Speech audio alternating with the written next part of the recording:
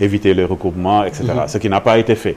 Et naturellement, lorsqu'on est dans une phase pareille et il commence à y avoir de petites augmentations, naturellement, on va vers, on était sûr d'aller vers la deuxième vague. C'est tout simplement parce que les recommandations n'ont pas été suivies comme il faut. Donc, c'est pour ça qu'au mois de novembre, dès le mois de novembre, quand j'ai commencé à voir la tendance haussière, j'ai fait une alerte. Mais je pense qu'à ce moment précis, donc, les gens pensaient que le virus était déjà parti, ce qui n'était pas le cas. Alors, expliquez-nous un peu. On a entendu parler de plus de 1000 milliards pour vacciner les 16 millions de Sénégalais. Le vaccin déjà, qu'est-ce qu'il faut choisir comme vaccin? Il y a un vaccin russe, un vaccin chinois, un vaccin anglais, un vaccin américain. Du coup, on s'y perd. Tout à fait. Quel vaccin choisir? En fait, le fait d'être vaccino-sceptique, c'est un élément qui a toujours existé partout dans le monde, également dans tous les pays. Donc, mais leur méfiance se justifie quand même. Oui, on n'a jamais vu de vaccin développé en 6 mois, 8 mois, ou je me trompe? Oui, je vais vous expliquer. En fait, les vaccins, en termes de développement, c'est au minimum 8 à 9 ans. La moyenne, c'est 12 ans. C'est ça le protocole. En temps normal. Comment ça se passe? Il y a plusieurs phases. Donc, il y a déjà les essais précliniques. Ce sont des criblages, c'est-à-dire on plante plusieurs molécules, on vérifie si ces molécules ont une activité, font bouger le système immunitaire. Parce que le vaccin, le principe global, il est simple. C'est de trouver de faire pénétrer un antigène ou bien de faire construire à l'organisme un antigène pour que le système immunitaire se réveille et en mémoire le virus pour lutter contre la pathologie. Les autres phases, donc la phase 2, la phase 1, les essais cliniques. Donc on a la phase 1, la phase d'innocuité, où on vérifie très rapidement si le virus ne crée pas d'effets secondaires réels, si également la tolérance elle est normale, si également il y a ce qu'on appelle l'immunogénicité. Est-ce que la molécule introduite peut permettre effectivement au système immunitaire de réagir? Donc ça également, c'est ce qu'on appelle la phase 2, mais la phase 2A. Après, on arrive à la phase 2B, où c'est ce qu'on appelle preuve de concept. Quand on parle de preuve de concept, c'est qu'à ce moment précis, on utilise quand même un nombre plus important de volontaires, qui sont des humains, qui naturellement ont subi ces essais vaccinaux, et on continue à vérifier l'innocuité, la tolérance, vérifier qu'il y a vraiment une immunogénicité, et également régler le problème de la dose, ce qui permet de savoir quelle dose utiliser, également où mettre la dose. Et à la fin, on arrive à ce qu'on appelle la phase d'efficacité, où on a mesure entre efficacité et tolérance, ce qui permet d'avoir quand même des milliers de volontaires, de savoir où injecter, de savoir quand injecter, quelle fréquence, également quelle est la période d'immunité. Maintenant, sur ça, comme j'ai dit, on tourne autour de 12 ans en moyenne. Mais c'est quand il n'y a pas de pression. Quand il y a une pression pareille, quand il y a une endémie pareille, des millions de morts, ce qu'il faut naturellement, c'est augmenter le personnel. Une maladie mondialisée, comme je dis. C'est mondialisé. Les gens travaillaient 24 heures sur 24. Ouais. Et même en période de non-pression, je donne un exemple, en période de non-pression, la phase 1 et la phase 2, très souvent, sont associées avant d'arriver à la phase 3. Et maintenant, ce que nous n'avons pas, naturellement, parce que dès lors qu'on arrive à la phase 3, comme les durées sont respectées, par exemple, déjà la phase 3, c'est 2 à 5 ans. La phase 2B, c'est 2 à 5 ans. Donc, arrivé à la dernière phase, on aura déjà quelques éléments sur la durée de l'immunité. Mais là, naturellement, on ne peut pas avoir d'éléments sur la durée de l'immunité parce qu'on n'a pas fait le temps qu'il fallait pour ça. Mais par contre, tous les éléments ont été suivis correctement pour trouver comment le système immunitaire devait agir. Donc ça, on l'a. Maintenant, on passe à la phase 4 actuellement. On n'en parle pas souvent. La phase 4, c'est ce qu'on appelle la phase de pharmacovigilance. C'est dès lors que l'autorisation de mise sur le marché est en cours, comme les vaccins de BioNTech, de Moderna, mais également le vaccin de Sinopharm. Donc tous ces vaccins-là ont eu l'autorisation de mise sur le marché. Maintenant, on passe à la pharmacovigilance. Si on trouve quelque chose qui ne soit pas, c'est-à-dire une réaction qui ne soit pas une réaction normale, on signale ça aux autorités qui s'occupent maintenant de tout ce qui est pharmacovigilance. Maintenant, quel vaccin, effectivement, il faut retenir? Moi, de mon point de vue, je pense que... Quel vaccin retenir? Parce que j'entends des vaccins à ARN ou l'autre type de vaccin. Voilà, on précise de quoi il s'agit. Il y a, là, on va retenir uniquement, parce qu'il y en a beaucoup, on va retenir uniquement les vaccins à ARN messager et les autres types de vaccins. Surtout, on va retenir le vaccin de Sinopharm, qui est un vaccin à virus inactivé. Alors, le vaccin à ARN, de quoi il s'agit? Très rapidement, donc, c'est l'ARN messager. L'ARN messager, c'est le gène qui code pour une protéine, la protéine spike. Que retenir de la protéine spike? C'est comme la clé qui permet au virus qui pénètre dans l'organisme actuellement d'ouvrir la serrure qui se trouve au niveau de la membrane cellulaire pour attaquer la cellule, mettre son ARN et se multiplier, ce qui se fait actuellement.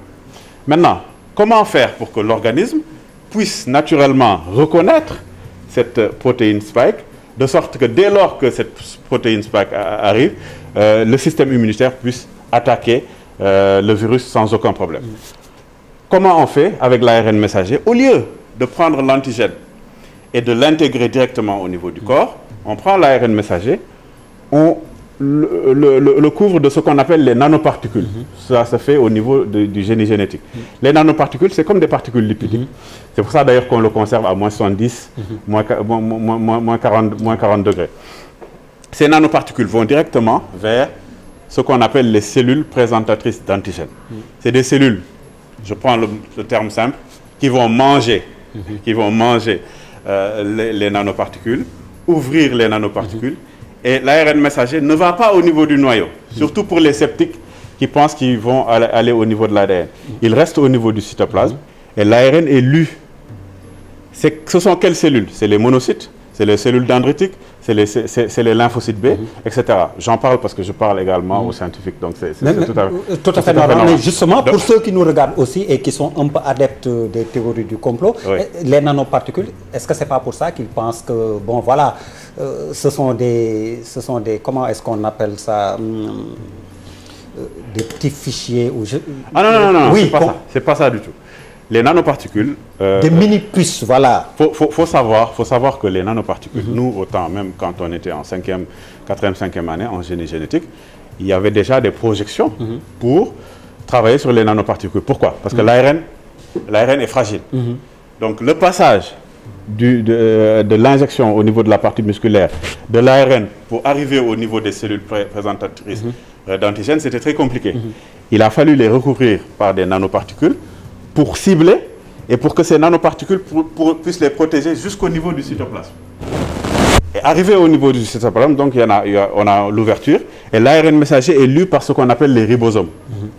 Ces ribosomes-là vont faire la lecture et faire sortir ce qu'on appelle l'antigène.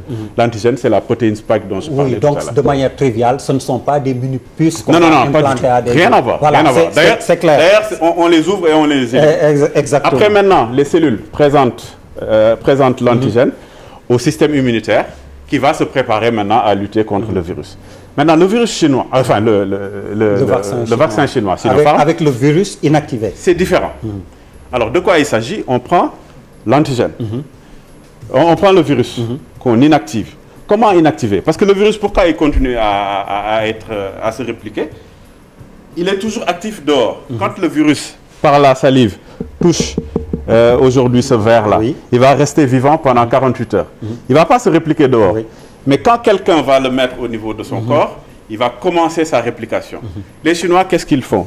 Ils prennent des produits chimiques ou bien des radiations.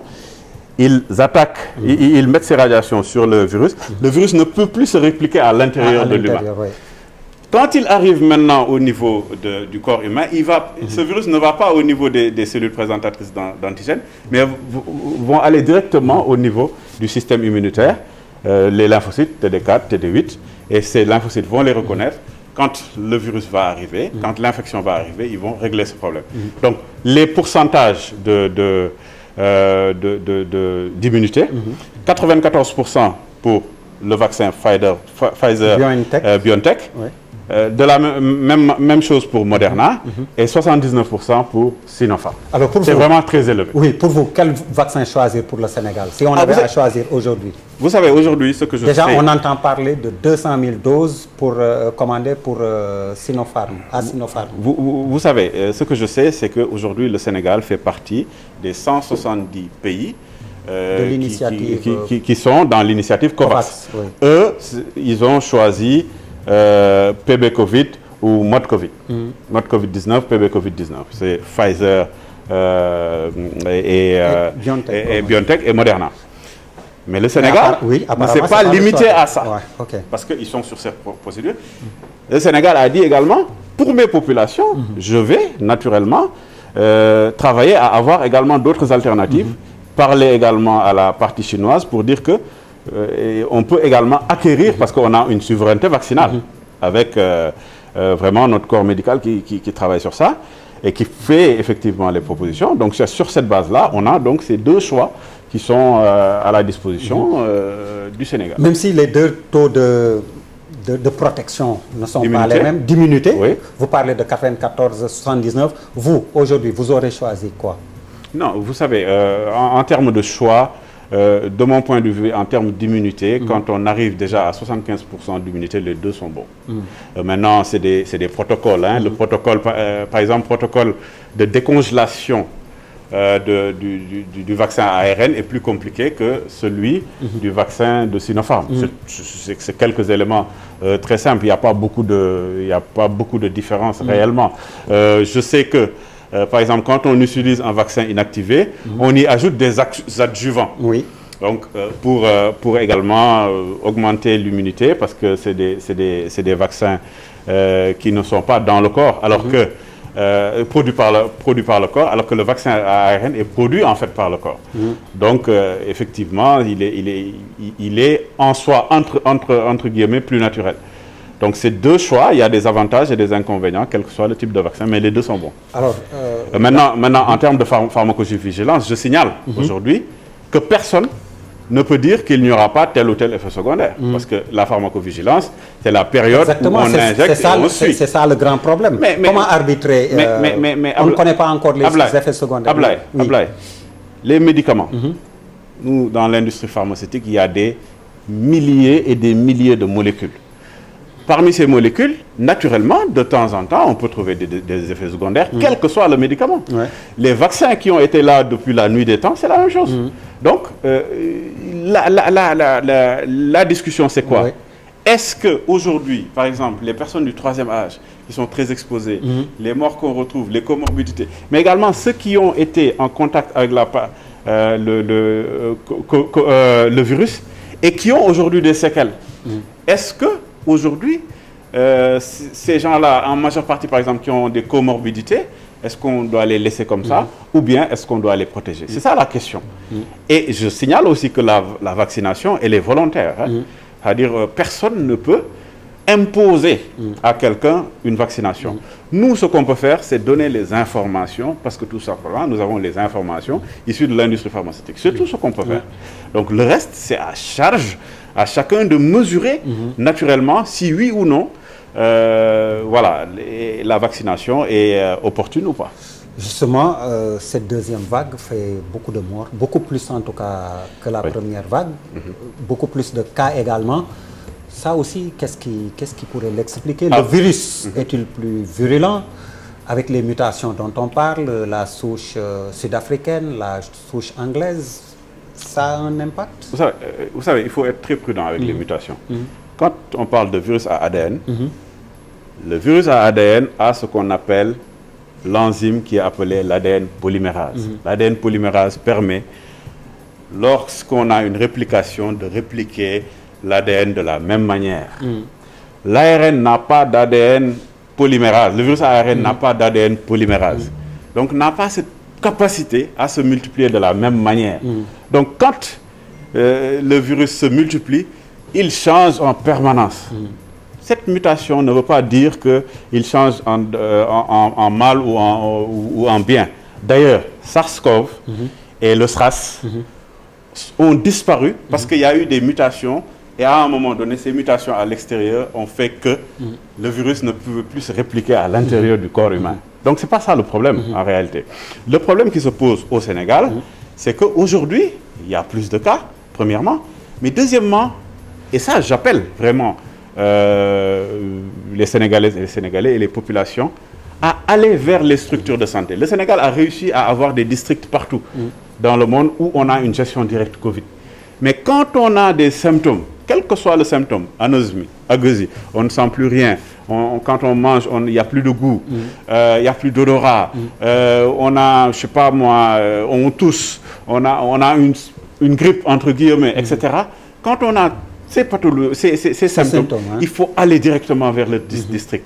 Le problème, c'est que les gens ont ces symptômes, restent chez eux, ils perdent la capacité respiratoire, 30%, 40%.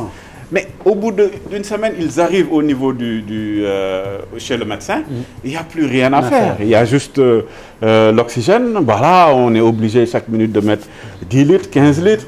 Voilà, ou bien on les amène carrément en réanimation pour intuber et tout ça. Et là, c'est très compliqué. Donc, dès les premiers symptômes, il faut y aller. Et il faut éviter la stigmatisation, avoir Covid-19. Bon, voilà, c'est pas honteux, etc. Donc, les gens peuvent vraiment aller se consulter et c'est le plus important. Alors, on a beaucoup parlé de protocole thérapeutique lors de la première vague avec l'azithromycine et associé à l'hydroxychloroquine. L'hydroxychloroquine. Voilà, c'est tellement. Et pour la deuxième vague, est-ce que ça a changé? D'autant plus qu'on entend de plus en plus parler de l'association de l'ivermectine avec de l'amoxicilline associée aussi à l'acide clavinique. Alors, amoxicilline, acide clavinique, effectivement, ça rentre dans un certain nombre de protocoles. C'est un peu pour parler générique, l'augmentin, oui, comme antibiotique. Bon, effectivement, il y a beaucoup de notre spécialité pour l'amoxicilline, acide clavinique. Mais ce qu'il faut savoir, c'est que quand on parle de l'effet anti-inflammatoire de l'hydroxychloroquine, c'est en début de pathologie. Ce n'est pas en fin de pathologie qu'on va utiliser l'effet anti-inflammatoire. Pour lutter contre les thrombus également, naturellement, on utilise des anticoagulants, c'est tout à fait normal. Mais tout ça, c'est en début de pathologie. Et il y a un suivi, on connaît mieux la pathologie. Il y a effectivement ce qu'on appelle les scanners qu'on fait. Les scanners permettent de voir une image en verre dépoli latéral. Quand on a une image en verre dépoli latéral, on sait qu'à peu près, il y a Covid derrière, même si le PCR, les tests PCR n'est pas encore fait ou les négatifs. Maintenant, dans les protocoles, c'est en fonction de la situation que le médecin va voir quoi faire. Mais très souvent, donc, on sait aujourd'hui que l'hydroxychloroquine, ça ne peut se faire qu'en début de pathologie. Quand c'est très éloigné, on est obligé d'aller, donc, pour éviter ces thrombus-là, d'aller vers ces types de traitements anticoagulants, mais surtout utiliser des corticoïdes à forte dose. Et c'est pour ça que c'est important de venir très tôt vers comment on dit, les structures de santé, parce qu'on a perdu beaucoup de patients, malheureusement, parce que les gens ont attendu 4 jours, 5 jours avant d'y aller, même des jeunes. Et c'était trop tard. Ou bien, on peut même sauver le patient en continuant à faire des traitements, en mettant de l'oxygène, etc. Mais les séquelles, aujourd'hui, voilà, les séquelles sont là. Et alors, ça, c'est un problème. Jusqu'où le système sanitaire sénégalais sera encore résilient? On a vu qu'il y a de plus en plus aussi de cas graves, de cas sévères. Quelques 300 qu'on a dénombrés. Oui, il faut savoir que le système, c'est évolutif. Donc aujourd'hui, le système mis en place permet d'avoir des hospitalisations à domicile. Les cas contacts, on ne les met plus en confinement, etc. Enfin, ils sont en confinement chez eux. Ça nous permet d'avoir au moins plus de lits que d'habitude. Mais surtout, savoir que depuis le début, quand même, il y a 52 CTE qui ont été mis en place. Aujourd'hui, il y a 235 lits qui sont des lits où on a vraiment Covid et oxygène. Et ça, c'est des lits Covid. Des lits de réanimation? Non. Les lits de réa, donc, je pense que les lits de réa, on est à peu près à 56 réa. 235 oxygène. Mais tout ça, Covid. C'est déjà beaucoup. Mais quand on va continuer à avoir les mêmes comportements, on sera dépassé. Ça, c'est sûr et certain. Il n'y a même pas... Il y a un plus, je dis toujours 1 + 1 = 2. Ouais. Plus on continue à avoir nos mêmes comportements, plus il y aura de cas, plus il y aura de gens également qui resteront chez eux et viendront à la fin. Et bon, naturellement, on va être débordé. Là, justement, c'est au plan politique maintenant que je vais vous interpeller. Justement, comment expliquer que les gens développent une frange, en tout cas, de la population, développe cette méfiance, cette défiance vis-à-vis de l'autorité qui prend des décisions qui sont censées les protéger. Vous savez, vous êtes interpellé en tant que politique. Hein? Oui, vous savez, les populations... Ce n'est pas uniquement au Sénégal, hein. On a vu en Europe des populations faire des marches contre même les masques. Moi, j'ai vu dans des pays que je ne citerai pas, des gens faire des marches carrément pour qu'on enlève les masques. Donc ça c'est parce que au fil du temps, il y a eu quand même beaucoup de... voilà, les gens étaient fatigués de rester chez eux. Il n'y a plus d'argent, naturellement, parce que sur le plan économique, naturellement, ça ne bouge pas si tout le monde reste chez eux. Les frontières sont fermées. Donc, on les comprend. Mais c'est un message qu'on lance. Aujourd'hui, par exemple, on doit se battre. C'est-à-dire, on doit se battre de manière communautaire pour que cette tendance haussière-là, on puisse la faire baisser. Pour cela, il faut que tout le monde se batte. Il faut que les populations sachent que c'est vrai, il y a la vaccination, c'est vrai, il y a telle ou telle chose, mais le premier élément qui, de mon point de vue, est plus important, c'est que les populations puissent éviter tous ces éléments-là qui nous ont permis d'avoir une baisse jusqu'à arriver presque à mettre de côté Covid. Mais si on continue, on va y arriver. Et de mon point de vue, couvre-feu, c'est très important. Vous avez 24 heures. Pendant 24 heures, les gens se regroupent, les gens prennent des risques pendant 24 heures. Justement, docteur, on se pose des questions, certains en tout cas, sur l'efficacité d'un couvre-feu. La nuit, est-ce qu'il y a un... Bon, je ne fais que répéter, même si ce n'est pas très... Est-ce qu'il y a un virus qui circule la nuit et le jour? Voilà. Ablaye, il faut être logique dans ce qu'on fait. Même 5 heures, c'est bon.